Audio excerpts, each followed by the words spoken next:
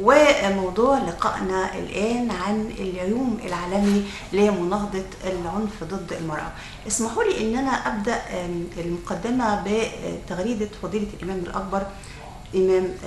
الإمام الأكبر شيخ الجامع الأزهر دكتور أحمد الطيب، بيقول فيها: علمنا رسول الله صلى الله عليه وسلم أن النساء شقائق الرجال وأوصى بهن خيرا، فيجب احترامهن وتوقيرهن. أما العنف ضد المرأة أو إهانتها بأي حال دليل فهم ناقص أو جهل فاضح أو قلة مروءة، وهو حرام شرعا.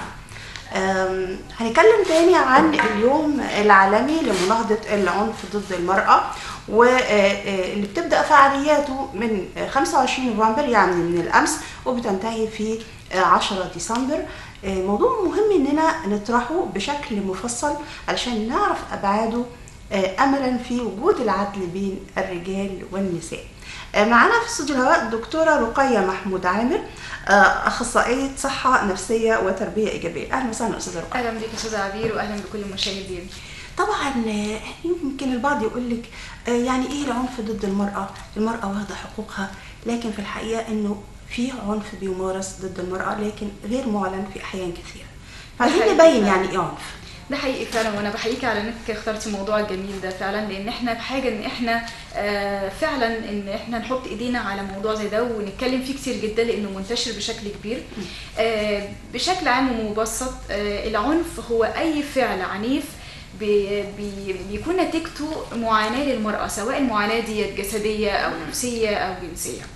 فاي فعل نتيجته سلبية على المرأة فهو عنف. ليه؟ لأن العنف مش بس عنف ضرب وقتل والحاجات الجرائم اللي احنا بنسمع عنها وبس، لا، ده في أنواع كتير جدا للعنف. في عنف عندنا جسدي وبيتمثل في الضرب والحرق، وبتوصل لجرائم قتل زي ما بنسمع كل يوم عن جرائم مختلفة. في عندنا نوع تاني العنف النفسي، وده بقى يعني أخطر من الجسدي كمان. صحيح. لأنه طبعا بيتمثل في الإهانة، الشك، المراقبة للزوجة، إحراجها قدام الناس، تقليل من إمكانياتها وقدراتها وثقتها في نفسها، يقللها تماما، يخليها منعدمة تماما، لدرجة إن في بعض الحالات كمان بتوصل إن هي عندها رغبة في الانتحار. صحيح. عندنا برضو نوع تاني من العنف اللفظي، وده برضو من أنواع البشعة جدا، اللي هو نقول ألفاظ بذيئة جدا، ويعني ده منتشر جدا بشكل غير طبيعي. دلوقتي اي زوج لما بيتعصب ولا اي حاجه تلاقيه عمال يقول الفاظ مش حلوه. طبعا مؤلمة. نعم، الفاظ مؤلمه طبعا. تجريح بقى في شرفها وفي عيلتها وفي كل حاجه، بتهد في ثقتها بنفسها وبتجرحها تجريح جامد جدا جدا. عندنا نوع تاني اللي هو العنف الجنسي، ده بيتمثل في الاغتصاب، التحرش. تمام. بتمثل برضو في الزواج المبكر اللي هو الزواج الكسر. تمام.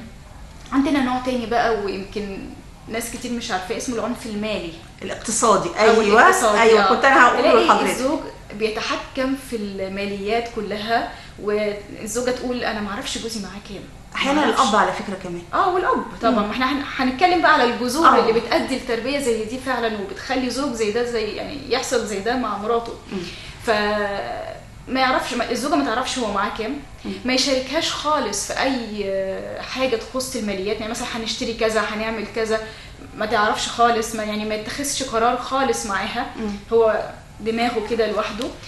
ممكن لو هي معاها فلوس او ذهب يستولي عليها، او مرتبها ملهاش حق في الحريه خالص، لا حريه العمل ولا حريه التعليم. زي بالظبط كده هو زي كابت حريتها بشكل مالي. في ستات كتير جدا تقول لك لو انا معايا فلوس انا هتطلق من جوزي تاني يوم. تمام. لان هي حاسه ان هي مخنوقه، مذلوله ليه فعلا.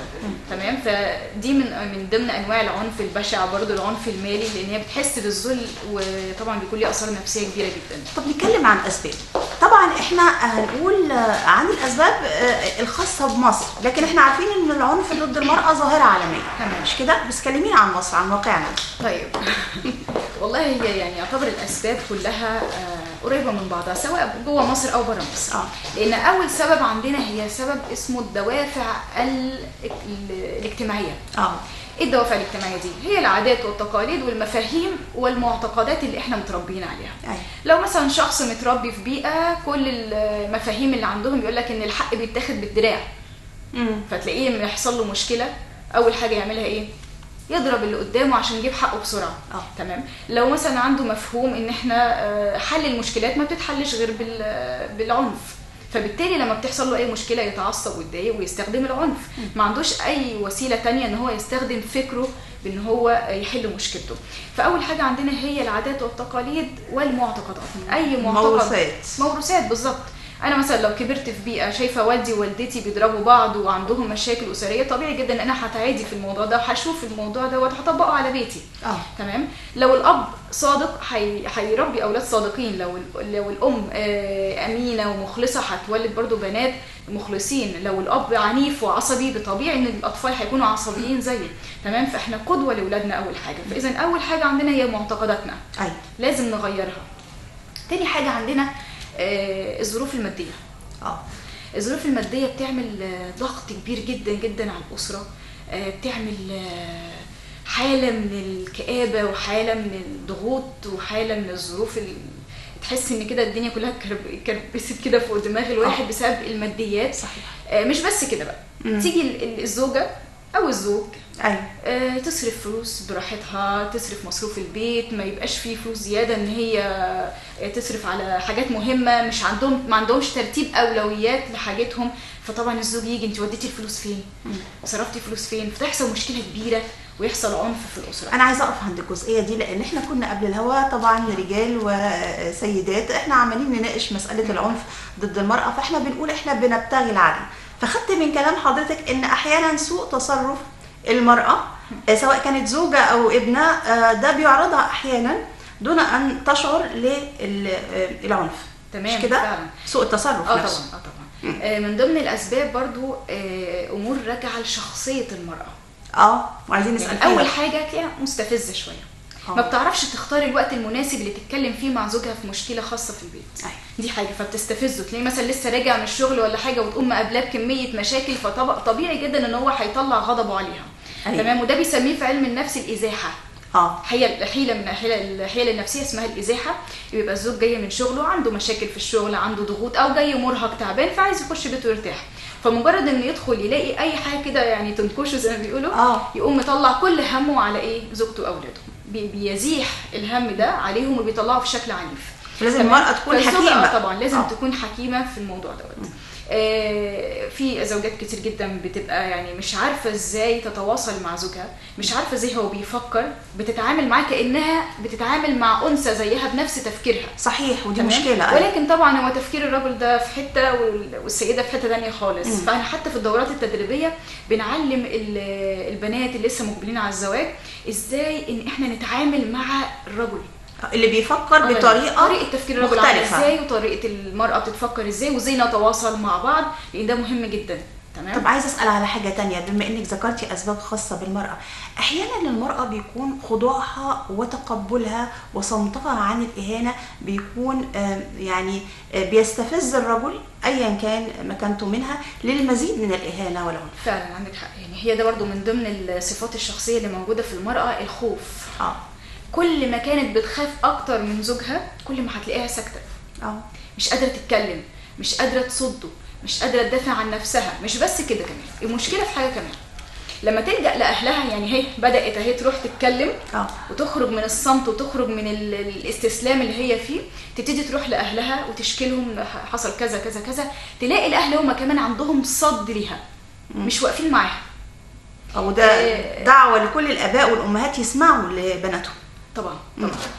طبعا يعني احنا يعني في بعض الاباء يعني بيولعوا الدنيا اكتر طبعا. تمام. ولكن احنا برضو يعني هنتكلم برضو في نقطه ازاي ان احنا نقي الناس من العنف ونحمي بناتنا من حاجه زي كده في حاجه خاصه. هو حضرتك في الحقيقه بتقولي نقاط جوهريه، عشان كده انا بقف معاكي وبسالك فيها، لان احنا في بعض النقاط ما بنبقاش عايزين نعديها عشان نوضحها اكتر. فاتفضلي. فخوف المرأة وخضوعها واستسلامها مش صح تماما ان هي تعمله. لازم تلجأ لكبير العيلة، لوالدها لوالدتها. هم للأسف ساعات احيانا يقولها عيشي بقى، استحملي، معلش ما انت اخترتي، معلش يا بنتي في كل البيت في مشاكل وفي الدنيا بتعدي ولازم انت تيجي على نفسك شوية. كلام جميل ولكن في حاجات ما ينفعش نقبلها. ايوه تمام. زي العنف الجسدي، العنف الجنسي، العنف النفسي، لازم يبقى فيه وقفه. تمام. ما ينفعش ان احنا نستسلم ونبقى خاضعين، لازم تتعلم تقول لا. تمام. حتى احنا برضو في دوراتنا التدريبيه بنعلم البنات ايه هي واجباتك وايه هي حقوقك، وهكذا الشباب برضو. وايه الخطوط الحمراء بقى؟ بالظبط، وايه الخطوط الحمراء. اتفضلي. تمام. الخطوط الحمراء ممنوع الضرب. ممنوع الضرب. النبي عليه الصلاه والسلام ما كانش بيضرب زوجاته نهائيا، ما كانش فيه اي ضرب ولا فيه اي عنف تماما، بل حث على ازاي ان احنا نكرم الانثى، والاسلام وجميع الاديان يعني حثت على مكانه المراه وقيمتها وقد ايه نصونها ويحميها. استاذه رقيه، اثاره يعني احنا عايزين نقول لاي حد بيمارس العنف على المراه، هي المراه بتتعرض لايه لما بتنال اي صوره من صور العنف؟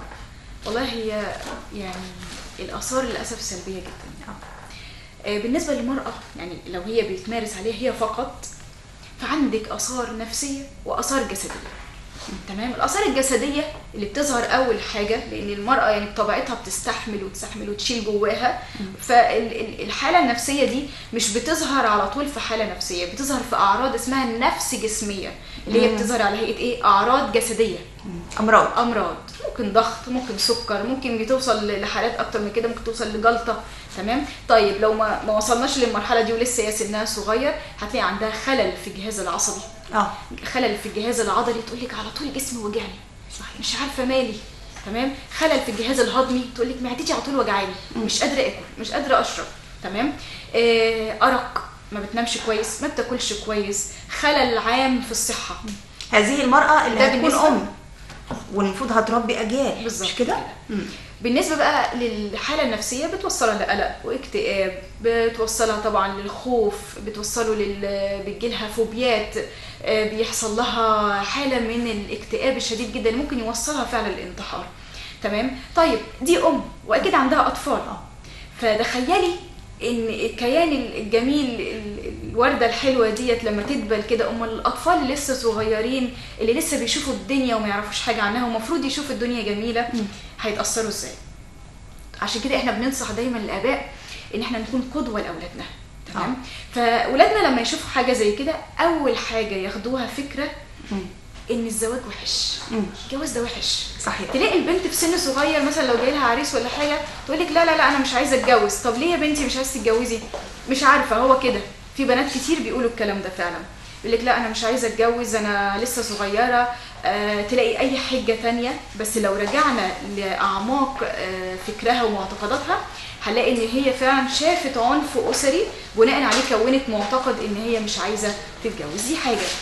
الحاجه الثانيه هتلاقي مثلا عندك ضعف الانتباه، ضعف الادراك عند الاطفال، صعوبات التعلم، هتلاقي قلق، مخاوف عند الاطفال.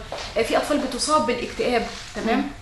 في اطفال بتصاب بحالات نفسيه، يعني كان بيجي لي حاله طفل فقد الكلام بسبب ان هو شاف والده بيضرب والدته جامد وهي عماله تصرخ، طبعا فاتفزع، من كتر الفزعه منع الكلام خلاص، ما بقاش يتكلم. طبعا ده بيحتاج جلسات وشغل كتير يعني. طب دكتوره، انا عايزه اسالك عن الوقايه من العنف. اولا قبل ما يحدث والعنف الواقع على المراه، بس هنخلي الاول ازاي نتقي وصلنا لمرحله ان المراه يمارس عليها العنف. طيب هو زي ما قلنا في البدايه خالص ان العنف ده معتقد. تمام. احنا متربيين عليه. الطفل بيشوف ابوه وامه بيمارسوا العنف بالشكل ده، فطبيعي جدا ان هم يطلعوا يمارسوا نفس الطريقه. لو الاب عصبي هيطلع لاولاده عصبيين بيمارسوا نفس الطريقه.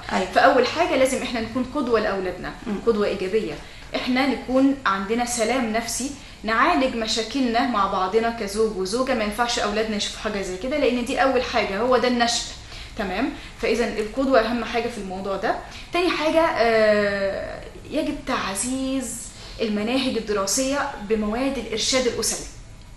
نعلمهم من خلالها يعني ايه زوج وزوجه. انا بس وحضرتك بتتكلمي احنا شايفين الاهرامات بتضاء باللون البرتقالي. ايوه، رمز فعلا ضد العنف للمراه. طبعا الاهرامات ومكتبه الاسكندريه وابو الهول. عشان بس بنوري للساده المشاهدين الصوره. اتفضل. فبنتكلم برضو على المناهج الدراسيه، لازم يكون فيها ماده للارشاد الاسري. مهم جدا. من سنه كام؟ والله من الطفوله، لان معتقداتنا بتبدا من اول ما بنتولد. كل فكره بنديها لاولادنا، كل كلمه بنديها لاولادنا بتكون افكار. الافكار دي لما بتتكرر كذا مره بتكون عندنا معتقدات. تمام. المعتقدات دي بتقوى اكتر مع المواقف كل ما بتحصل قدامنا في الحياه. تمام. فاول حاجه زي ما قلنا القدوه، احنا نكون قدوه لاولادنا. تاني حاجه المناهج الدراسيه لازم يكون فيها ارشاد اسري. تالت حاجه لازم نعلم ولادنا مهارات التواصل مع الاخرين. تمام. امتى نستخدم العنف وامتى ما نستخدمهوش. تمام. ازاي انا اتعامل مع الناس بجميع شخصياتها، لان الناس انواع. يعني انا كواحده هتجوز واحد مختلف عني، مش اكيد شبهي. تمام. فلازم يتعلموا مهارات التواصل مع الاخرين. طيب. اخر حاجه يعني انا باكد على ان احنا نحط قانون ضد عنف المراه. تمام. زي قانون التحرش والتنمر، ده حاجه ممتازه جدا. فلو في قانون فعلا قوي جدا ضد العنف ومركز كده على العنف للمرأة، فده هيكون حاجة كويسة جدا جدا. طبعا في احصائيات كتيرة، لكن لان وقتنا ضيق انا بس عايزة حضرتك تقولي دلوقتي كلمة لكل امرأة بيمارس عليها احد انواع العنف تتصرف منه ازاي، تتوقف او توقف الاخر عنها ازاي. تمام. طيب اهم حاجة ما تستسلميش، مفيش خضوع للعنف تماما. ما تخافيش. الخوف هو اللي هيوقفك عن اي حاجه انت عايزه تحققيها. انت كيان عظيم جدا، انت ورده جميله جدا. حاولي تحافظي على جمالك. مفيش شيء في الدنيا يستحق انك توافقي على ان يتمارس عليك العنف باي شكل من الاشكال. اتعلمي تقولي لا، اتعلمي تستعيني بناس اكبر منك وتاخدي رايهم وتاخدي مشورتهم. ما تقبليش على نفسك الاهانه تماما. اختاري صح من البدايه. ما تتجوزيش الا لو انت واثقه فعلا انك مؤهله نفسيا وجسديا وفكريا. كل المراحل دي كلها لو الاب والام علموها لاولادهم وبناتهم قبل ما يتجوزوا، هيعيشوا حياه كريمه جدا جدا جدا. في جزئيه عشان الموضوع يكون مكتمل، وهي فكره انه احيانا المراه بتفضل ساكته وصابره لحد ما بتعرف تقول لا وتوقف الاخر عند حده، وتحس ان التجربه اتت نتيجه طيبه، تبتدي تتحول وهي اللي تبتدي تتنمر بالطرف الاخر او هو الرجل. يبقى الارشاد الاسري بتاعه ما تمش بشكل كامل. صح كده؟ اكيد طبعا في حاجه ناقصه. زي بعض السيدات مثلا لما بتتعلم وتاخد شهادات كبيره تبتدي بقى زي ما بيقولوا تتعوج على زوجها. ناخد بالنا بقى، ناخد بالنا من الموضوع ده. الموضوع كان محتاج يعني وقت اطول من كده. بشكر حضرتك. شكرا للاستاذه رقيه محمود عامر، اخصائيه صحه نفسيه وتربيه ايجابيه. انا سعيده جدا بلقائي بحضرتك. الف شكر. الف شكر. شكرا جزيلا. نلتقي بعد فاصل قصير مشاهدينا، والزميل مجدي صالح.